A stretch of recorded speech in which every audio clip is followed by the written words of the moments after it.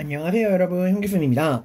자 여러분, 이번 시간에는 14번 학습지를 통해서 가야에 관해서 공부해 보도록 하겠습니다. 사실 근데 가야는 뭔가 새로운 내용이 거의 없어요. 이미 여러분이 앞에서 저랑 고구려, 백제, 신라 이런 것들을 공부하면서 배웠거든요. 여러분 저랑 이제 고구려, 백제, 신라를 공부하면서 느끼는 게 있을 거예요.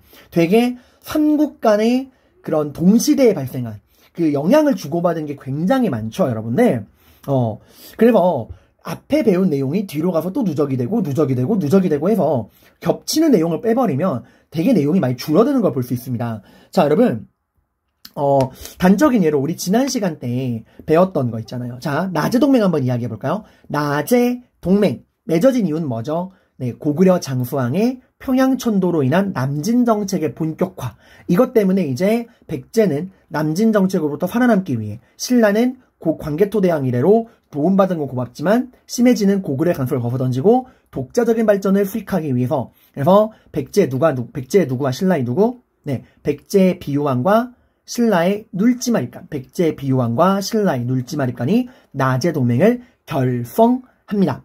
자, 이때 이제 신라는 눌지마리간 때 비록 백제 비유왕이랑 나제동맹을 맺기는 했지만 여전히 고구려로부터 양다리 걸치고 있는 모습. 고구려로부터 뭘 받아들이죠? 불교를, 승려 묵호자를 통해서 불교를 받아들입니다. 하지만 아직 공인되진 않아요. 공인은 한 세기 정도 더 지난 뒤 법흥왕 때 2차 돈의 순교를 통해 공인되게 되죠. 그리고 왕위의 부자상수. 아무튼 이렇게 백제 비유왕, 신라 눌지마리간이 나제동맹을 결성했지만 신라는 이렇게 고구려로부터 불교 받아들이고 부자상속하고 양다리 걸치고 있고, 그리고 백제는 신라가 큰 의지가 안 되니까 그 다음에 계로왕 때 부기한테 이제 편지를 보내가지고 군사동맹을 요청했지만 이게 거절당하고 장수왕의 침략에 의해서 한성이 무너지고 계로왕이 죽고 문주왕 때 웅진으로 수도를 옮기죠. 그죠? 이런 다음에 이제 힘이 약해진 백제가 신라에 매달리는 모습. 백제의 동성왕이 신라 소지마리간에게 요청해서 백제 동성왕이 신라 귀족의 딸이랑 결혼해서 이 결혼을 통해 나제동맹이 강화되는 모습. 이런 식의 눌지마리간 비유왕 나제동맹 결성과 소지마리간 동성왕 결혼을 통한 동맹 강화, 이 사이에 있었던 계로왕의 죽음, 한성 함락, 고구려의 한강 차지, 충주 고구려비, 문주왕의 웅진 청도, 이런 내용들 여러분이 기억을 해두시고요. 광개토대왕의 그 신라에 침입한 왜구를 격퇴하는 게 어떤 변화를 가지고 왔는가, 이런 것도 중요하고, 특히 마지막에 우리 신라 지증, 법흥, 진흥 이어지는 3단 콤보 있죠. 지증왕, 법흥왕, 진흥왕의 업적을 구분하는 건 굉장히 잘 나옵니다. 특히 진흥왕, 그 영토 확장 과정에서 신라 비석들 만들잖아요. 나제동맹을 통해서 백제성왕과 힘을 합쳐서 한강 상류를 차지하고 만든 단양 적성비, 그리고 나제동맹을 대신하고 한강 하류를 차지하고 만든 북한산비, 그리고 관산선 전투에서 백제, 대가야, 일본 연합군을 깨뜨리고 대가야를 정복하고 만든 창녕비, 그리고 그 고구려 땅인 함흥평야를 진출하고 만든 마울령비, 황초령비, 이런 비석을 만드는데, 이 중에서 한강 상류를 차지한 단양적성비를 제외한 나머지 비석들, 한강 하류를 차지하고 만든 북한산비, 대가야를 차지하고 만든 창녕비, 그리고 마울령비, 함흥평야를 차지하고 만든 마울령비, 황초령비는 모두 왕이 직접 간 훈수비였다. 진흥왕 훈수비였다. 이런 것들 기억을 해두시길 바랍니다. 이런 겹치는 내용 되게 많아요. 특히 불교, 고구려는 후부리왕 때 전진의 순도로부터, 백제는 침류왕 때 동진의 만안원터로부터, 그리고 신라는 수용한 거는 눌지마리간 때 고구려 숙녀인 묵고자를 통해서, 근데 공인된 거는 법흥왕 때 2차 돈의 순교를 통해서, 이런 식으로 여러분들이 여러 나라들의 얽힌 내용들을 잘 구분하시고 시기를 구분하시기를 바랍니다. 자, 그럼 오늘은 얼마 안 되는 가야 정리해 볼 건데요. 가야 같은 경우는 일단 여기 지도, 이 지도가 굉장히 잘 나와요. 자, 가야 연맹체 국가죠. 자, 가야가 처음에 이제 만들어진 거는 이제 우리 사만에서도 어디 변환의 무슨 국? 좀 끊겼습니다. 변환의 구야국을 중심으로, 이제 변환의 구야국을 중심으로 12개 나라들이 가야 연맹이 되죠. 그 가야의 건국에 관해서는 좀 다시 한번 얘기 좀 해봐야 될 것 같아요. 가야를 건국했다고 전해주는 사람은 김수로라고 하는 사람입니다. 이 김수로에 의해서 전기 가야 연맹의 중심체인 이 김해 지방에 있는 금간가야가 탄생하게 돼요. 여기 해안가 김해에 있는 금간가야. 관련 사라로 구지가 정도 알아두시면 좋을 것 같아요.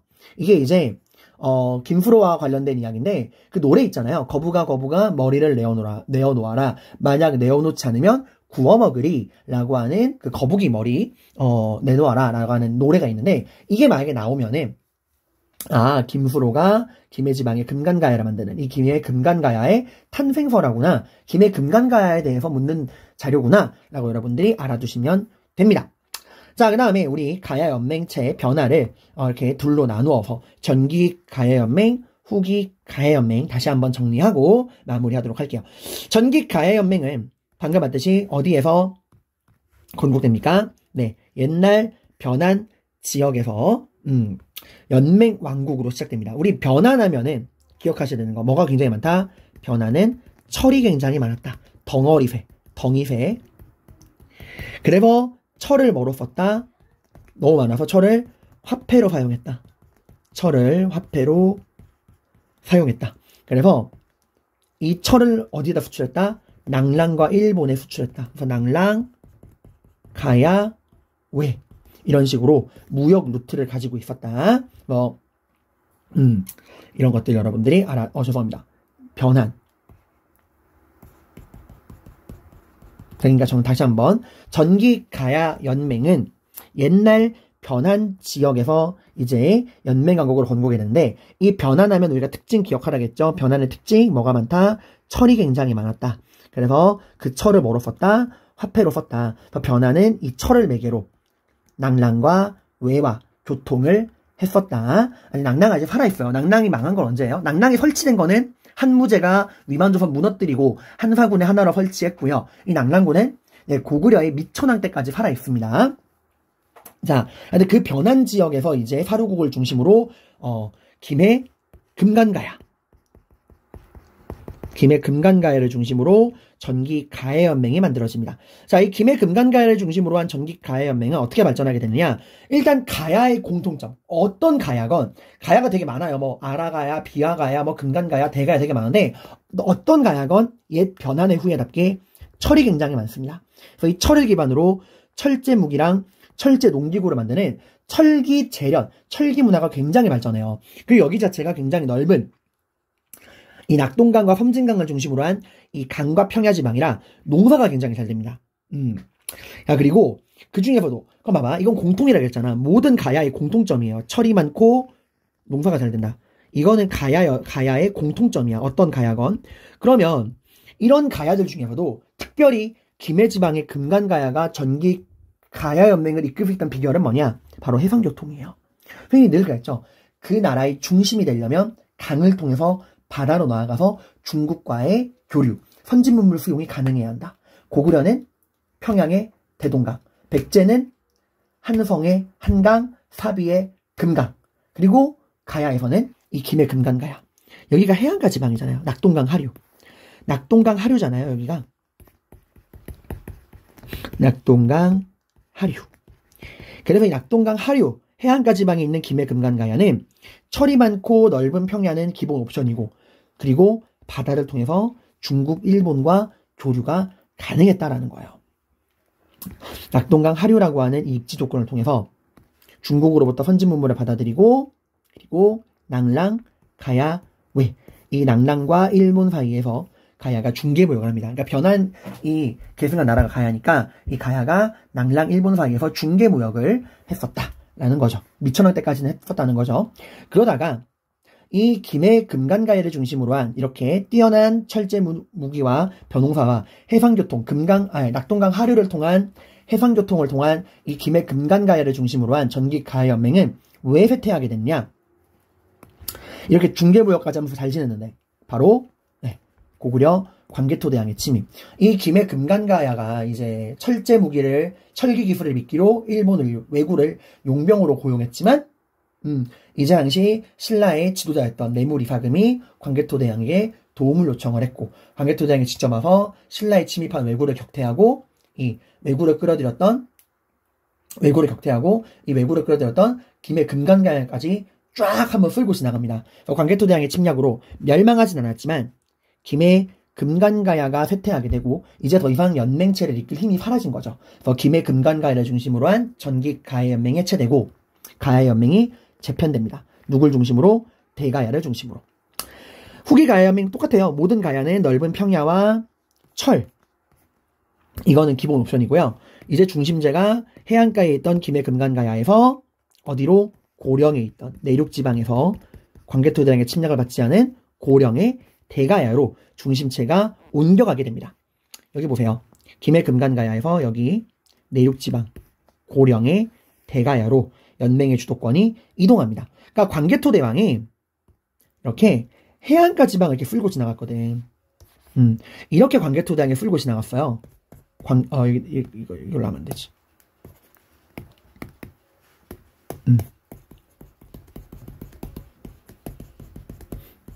그래서 고령의 대가야는 그 침략을 받지 않은 거야. 그래서 이 광개토대왕의 침략 이후에 광개토대왕의 그 침공 이후에 피해를 입은 이 김해 금간가야가 해체되고 이 광개토대왕의 침략을 받지 않은 내륙지방의 이 고령의 대가야로 연맹의 중심지가 옮겨가게 된다라는 거. 다만 고령의 이 대가야를 중심으로 한 후기 가야 연맹은 치명적 문제가 있어요. 어디로 들어왔죠? 내륙지방 너무 깊숙이 들어왔죠. 이 말은 뭐죠? 예, 옛날 전기 가야 연맹 김해 금간가야 때처럼 바다를 통해서 해외로 활발하게 진출하는 게 어려워졌다는 거예요. 그러니까 백제로 치면 웅진, 고구려로 치면 졸본 국내성이랑 비슷한 느낌이라 보시면 됩니다. 자, 그래서 이 이후로는 별다른 힘을 못 쓰고 점차 백제 신라의 압박을 양 사이드에서 받고 이제 힘이 약해지다가 먼저 망한 게 어디예요? 네, 김해 금간가야가 먼저 망합니다. 누구한테? 네, 신라의 법흥왕에게 법, 율령과 불법, 율령을 반포하고 불교를 공인한 법흥왕에 의해서 금간가야가 먼저 무너지게 됩니다. 당시 이렇게 금간가야가 신라의 법흥왕에게 무너질 때 이 금간가야를 지켜줘야 하는 후기 가야연맹의 리더인 대가야는 뭐 하고 있다고 했죠? 네, 당시 대가야는 결혼동맹.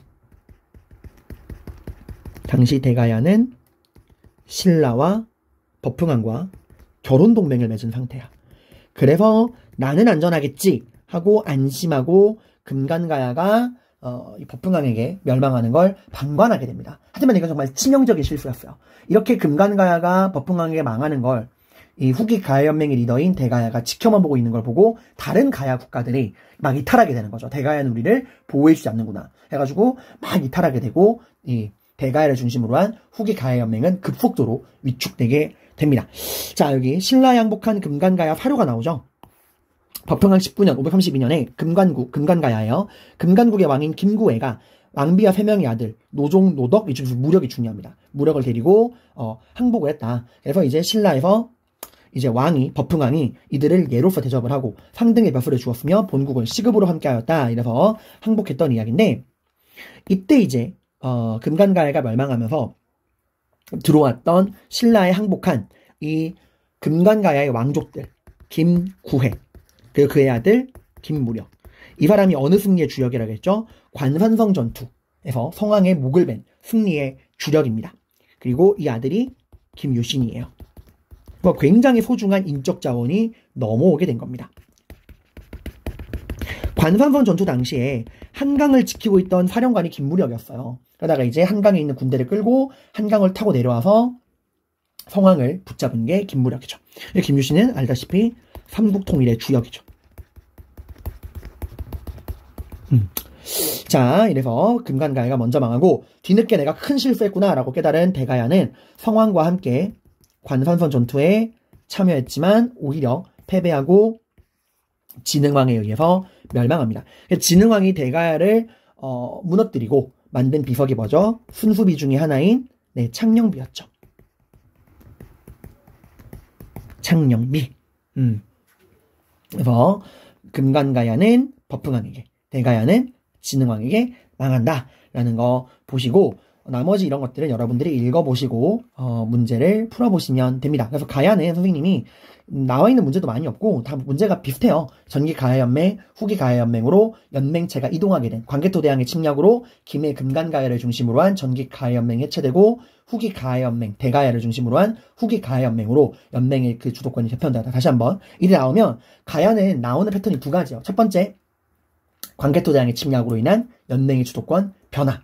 그 광개토대왕 침략 이전까지는 김해 금간가야를 중심으로 한 전기가야연맹이었다가 광개토대왕의 침략 이후에 김해 금간가야를 중심으로 한 전기가야연맹이 쇠퇴하고 연맹의 주도권이 고령의 대가야로 넘어가서 고령의 대가야를 중심으로 한 후기가야연맹으로 재편되었다. 첫 번째. 두 번째. 누구에게 망했냐? 금간가야는 법흥왕, 대가야는 진흥왕. 이거 가지고 보통 문제 나와요. 아니면 좀 더 나온다 그러면 이 가야가 나온다 그러면 오프닝도 말했지만 이 신라 순서로 나와요. 자, 순서대로 보시면은 다시 한번 신라 이거랑 엮여서 나옵니다. 신라 순서가 어떻게 되죠? 진흥왕의 영토 확장. 맨 처음에 나제 동맹을 통해서 한강 상류를 차지합니다. 위드 나제 동맹. 성왕과 힘을 합쳐서 고구려를 물리치고 한강을 차지하죠. 하류는 백제 성왕이, 상류는 신라 진흥왕이 가져갔지만 한강 하류를 통해서 중국과의 직접 진출을 꿈꾸던 진흥왕이 백제를 배신하고 나제동맹을 깨뜨리고 한강 하류 지방을 차지하게 됩니다. 그리고 만든 게 북한산비죠.